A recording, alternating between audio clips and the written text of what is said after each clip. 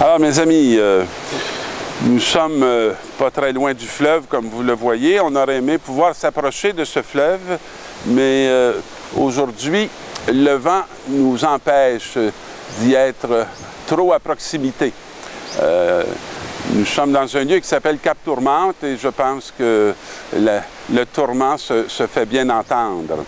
Et vous avez sûrement vu dans les dernières semaines des images de la côte de Beaupré, puisque ce lieu se trouve vraiment sur la côte de Beaupré. Et vous savez que le nom de Beaupré vient justement du fait qu'il y avait des prés qui étaient beaux. Et c'est pour ça que ce lieu a été ainsi baptisé par nos ancêtres. Alors, aujourd'hui, nous sommes invités à une parole qui va aussi être une parole de grand vent. La première est tirée d'Ézéchiel. Alors, je fais de toi un guetteur pour la maison d'Israël. Alors, il y a beaucoup de générations qui ont interprété de façon différente ou surveiller nos frères peut prendre, je dirais, des attitudes, nous faire prendre des attitudes assez différentes.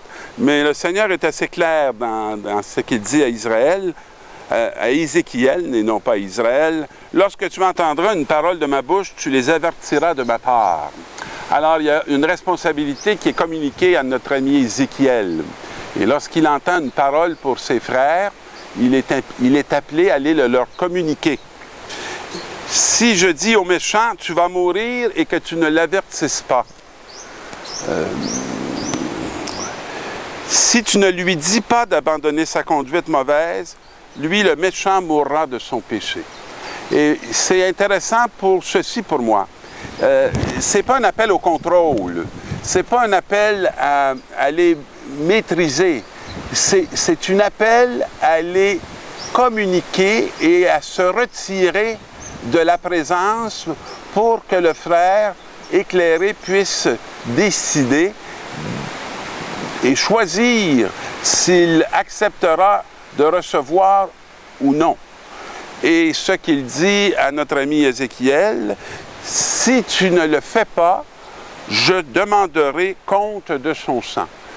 Et c'est comme la responsabilité qu'on a, ce n'est pas de vivre à la place des autres, mais c'est de partager les lumières qui nous sont confiées.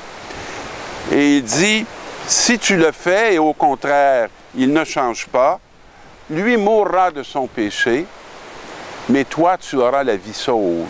C'est comme si Dieu nous avisait que si nous n'assumons pas nos responsabilités, nous-mêmes, nous allons être pris dans des tourments probablement aussi grandes que ceux du Cap aujourd'hui. Alors, dans la lettre de Paul aux Romains, il nous invite à n'avoir aucune dette envers personne. Donc, de bien donner, de bien partager avec nos frères ce que nous avons à leur partager. Il dit, la seule dette que nous pouvons garder, c'est celle de l'amour mutuel. Alors, je pense que c'est une invitation à être vraiment ce que nous sommes, un don. Et non pas n'importe quel don. Non pas un don de jugement et de condamnation, mais de nous rendre ce service de l'amour mutuel. Il y a un très beau sacrement dans l'Église, qui est celui du mariage, qui veut justement, je dirais, marquer, signifier, reconnaître cet amour de mutualité à laquelle deux personnes sont appelées à grandir. Car celui qui aime les autres a parfaitement accompli la loi. Alors Paul passe notre temps à nous libérer de la loi. Puis il donne un visage à la loi que le judaïsme n'avait jamais été capable de donner, de rendre. Alors il la fonde dans l'amour même de Dieu, des rapports qui existent entre le Père, le Fils et le Saint-Esprit. Alors l'amour ne fait rien de mal au prochain. Donc l'accomplissement parfait de l'amour, de la loi, c'est l'amour. Et dans l'Évangile, excusez, tout chrétien est responsable de ses frères. Et c'est l'Évangile qui va nous parler de dire, ben, si un de tes frères qui a commis le mal, ne l'abandonne pas à sa conduite mauvaise, ne le laisse pas s'égarer ou va l'aviser, va lui parler. Mais si ton frère ne t'écoute pas, va avec un autre pour à deux faire ce service de ministère, pour non pas faire des reproches, mais éclairer, ouvrir les yeux, je dirais, nourrir la conscience, se mettre, donner une parole, mais aussi donner une écoute, recevoir du frère ce qu'il a lui-même à dire de son agissement et de son comportement.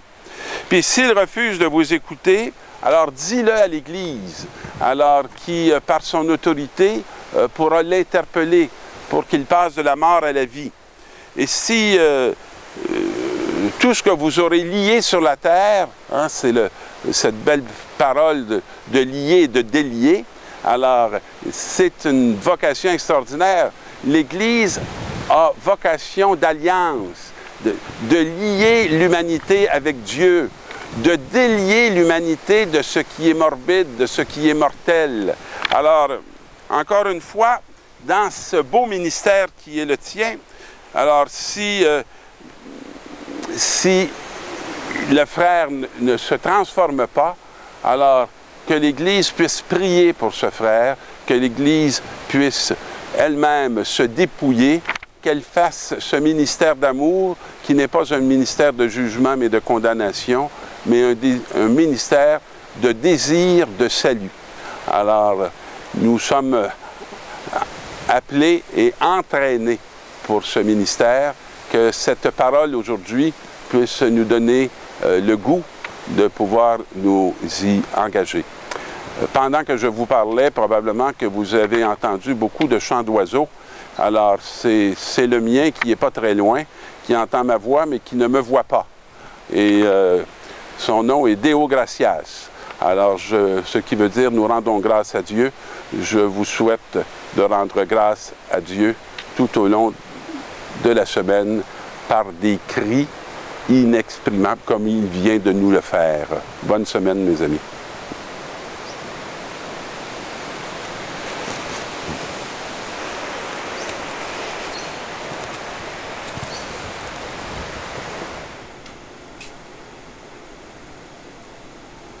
Alors, voici mon ami Deo Gratias. Alors, Deo Gratias, il fait suite à un autre inséparable que j'ai eu, qui s'appelait Théo. Et celui-ci est moins apprivoisé que Théo. Théo se tenait beaucoup facilement sur mes mains, sur mes épaules. Je pouvais faire à peu près n'importe quoi avec mon ami Théo.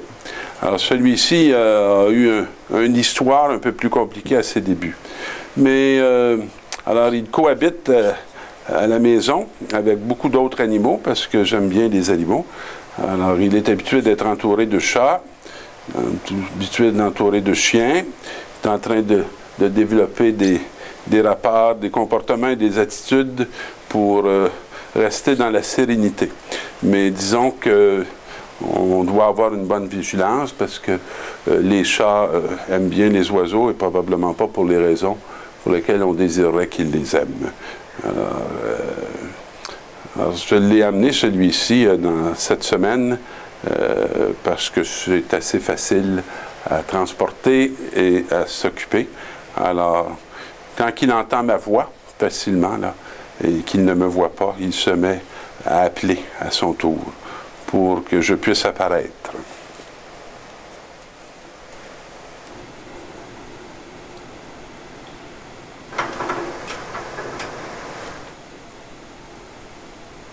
Viens. Viens-t'en. Viens-t'en. Voilà. Viens-t'en. Voilà. Tiens. Tiens. Alors, c'est... Théo.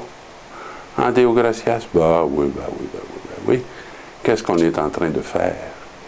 Ah oui, on est en train de se faire filmer. Oui. On va te voir sur YouTube.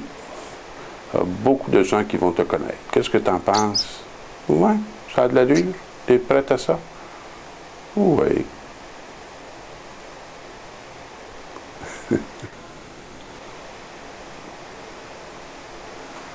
Voilà, on retourne dans sa maison. On retourne dans sa maison.